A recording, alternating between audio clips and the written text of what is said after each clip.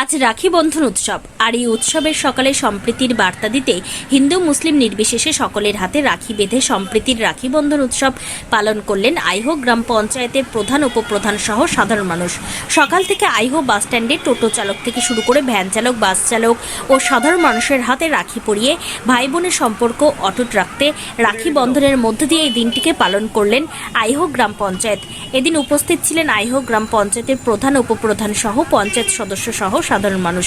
অন্যদিকে একই সাথে তৃণমূল কংগ্রেসের তরফ থেকে আইহো বাসস্ট্যান্ডে রাখি বন্ধনের উৎসবে মাতলেন তৃণমূল কংগ্রেসের কর্মী সমর্থকেরা। এই দিন উপস্থিত ছিলেন তৃণমূল কংগ্রেসের কর্মী সমর্থকেরা।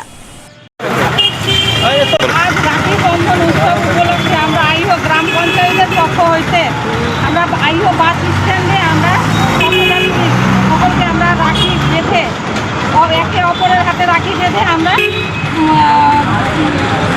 ভাতৃত্ব আমরা আজকে আইহো অঞ্চল তৃণমূল কংগ্রেসের তরফ থেকে রাখি বন্ধন উৎসব যেটা হচ্ছে মুখ্যমন্ত্রীর নির্দেশে আমরা পালন করছি।